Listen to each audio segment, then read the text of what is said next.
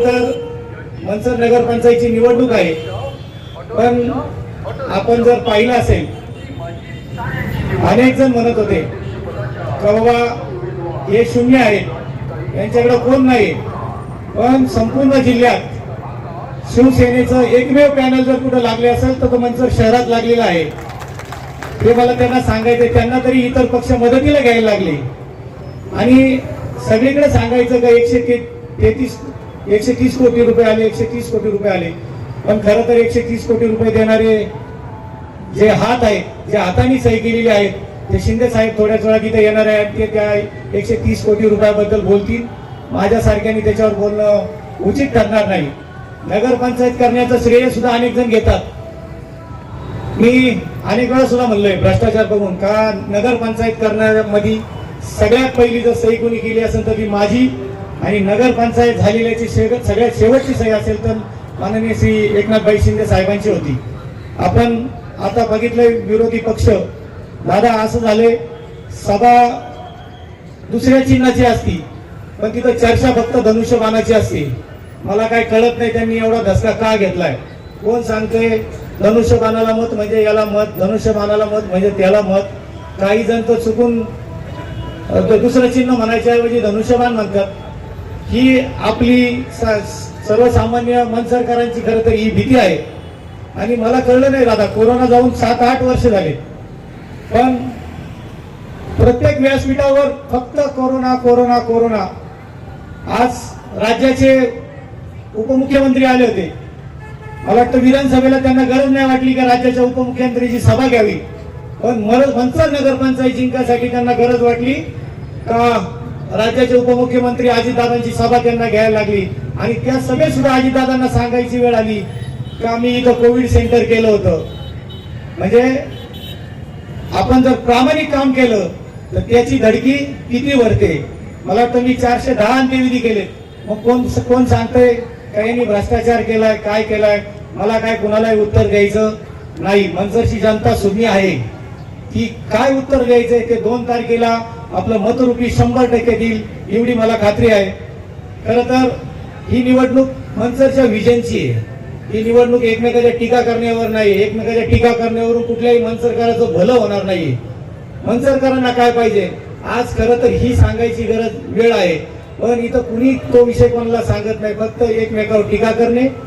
कोण आम्हाला म्हणून ही राष्ट्रवादीची बी टीम आहे, कोण काय म्हणन, कोणाच्या याला कोणाचं तेल तूप आहे हे काय मला सांगायची गरज नाहीये. हे मनसरकरांना माहिती आहे. आपल्याला मनसर पुढं विजन ठेवायचं. ही निवडणूक फक्त 5 वर्षाची नाहीये. ही निवडणूक येणाऱ्या पुढच्या पिढीची निवडणूक आहे. मी जबाबदारीने सांगतोय कारण हा जो डीपी प्लॅन तयार होणार आहे हा पुढच्या 25-30 वर्षाचा डीपी प्लॅन होणार आहे. म्हणजे 25-30 वर्षात मनसर मध्ये काय काय सुविधा होणार आहे याचं पूर्ण प्लॅनिंग या 5 वर्षात होणार आहे. आणि त्याच्यावर काय 2-2.5 हजार कोटी रुपये निधी खर्च करणार शासन. याचं संपूर्ण प्लॅनिंग त्याचा निधी या 5 वर्षात येणार आहे. म्हणून ही बॉडी देताना सगळ्या मनसरकरांना माझी कळकळीची विनंती आहे का ठेकेदार याच्यात देऊ नका. ठेकेदार जर तुम्ही निवडून दिले तर पुन्हा तसंच होणार आहे आणि परत मला अशीच आंदोलन करायची वेळ येणार आहे. त्यामुळं सगळ्यांना विनंती आहे. पण मला माहिती मनसरकर यावेळेस पेटलेलं आहे, दाखवत नाही, दहशत जास्त आहे. अनेक मनसरकर लाईव्ह मध्ये ऐकतात. राष्ट्रवादीचे काही कार्यकर्ते चोरून लपून ऐकत असतील का हा काय टीका करतोय. पण आपण टीका करण्यासाठी इथं आलेलो नाही. मनसरच्या सगळ्या आता इथं माता भगिनी मोठ्या संख्येने उपस्थित आहे. खरं तर शिंदे साहेबांनी जशी योजना चालू केली लाडकी बहीण योजना तशी मनसर मध्ये वय वर्ष आता आपण पाहिलं सध्या कॅन्सरचं प्रमाण खूप मोठ्या प्रमाणात आहे का नाही आहे. आणि ते माता भगिनींमध्ये सगळ्यात जास्त आहे. म्हणून वय वर्ष 10 ते वय वर्ष 45 वयोगटातील सर्व माता भगिनींना HPV वॅक्सिनेशन जे असतं का कॅन्सर होऊ नये, काही गर्भाशयाचे कॅन्सर वगैरे असतात इतर कॅन्सर होऊ नये म्हणून जे काही उपाययोजना करून म्हणजे व्हॅक्सिन दिलं जातं ते मी आज या मान्यवरांच्या समोर आणि यांच्या पुढे शब्द देतो की वय वर्ष 10 ते 45 वयोगटातील सर्व महिलांना आज त्या व्हॅक्सिनची किंमत आहे एका डोसची 10,000 रुपये. असे एका महिलेला 2-2 डोस द्यावा लागणार आहे. लहान मुलींना जे 18 वर्षाच्या आतील आहे त्यांना एकच डोस असतो. हे वॅक्सिन तुम्ही शिवसेनेचं जर इथं संपूर्ण बॉडी निवडून दिली तर हे वॅक्सिन संपूर्णपणे मोफत आम्ही देणार आहोत. त्याचप्रमाणे आमदार शरददादा सोनवणेंनी जी जुन्नरला योजना चालू केली ती महिला भगिनींचा विमा योजना. तर महिला भगिनींचा विमा योजना मध्ये आपल्या मनसरमध्ये जितक्या काय प्रॉपर्टी आहेत, जितके मिळकत धारक आहेत, जे एवढे टॅक्स भरतात, त्या सगळ्या कुटुंब प्रमुखांचा 5 लाखाचा विमा आपण मोफत काढून देणार आहोत.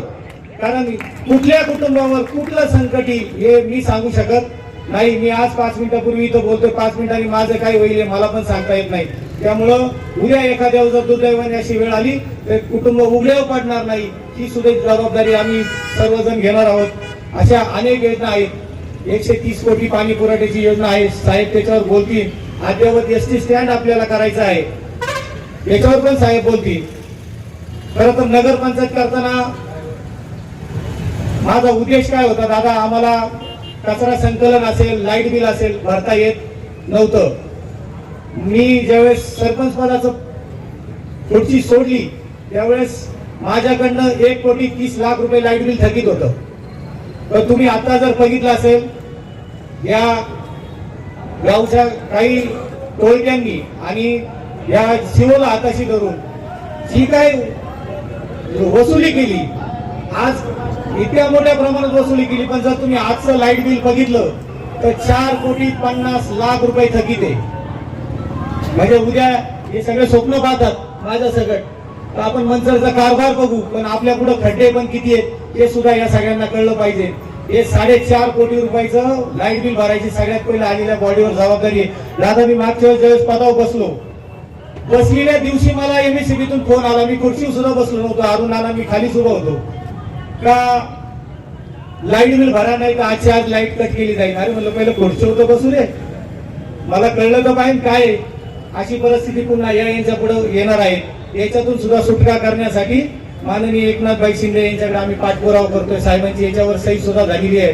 20 कोटीचा सोलरचा प्लॅन्ट, जेणेकरून परत आपल्याला ही वसुली झाली नाही पाहिजे. आणि मला माहिती आहे, मी अजून एक मनसरकरांना शब्द देतो, मला टक्केवारी नाही सांगता यायची, पण जी काय अवाढव्य घरपट्टी आणि पाणीपट्टी वाढलेली आहे ती माननीय आमदार एकनाथभाई शिंदे असतील, माननीय आमदार शरददादा सोनवणे असतील यांच्या माध्यमातून जेवढी कमीत कमी करता येईल, जेवढा शासनाचा लोएस्ट जीआर आहे तेवढी पाणीपट्टी आणि घरपट्टी आपण कमी करू. फक्त एकदा तुम्ही आमच्या सगळ्यांच्या हातात सत्ता द्या.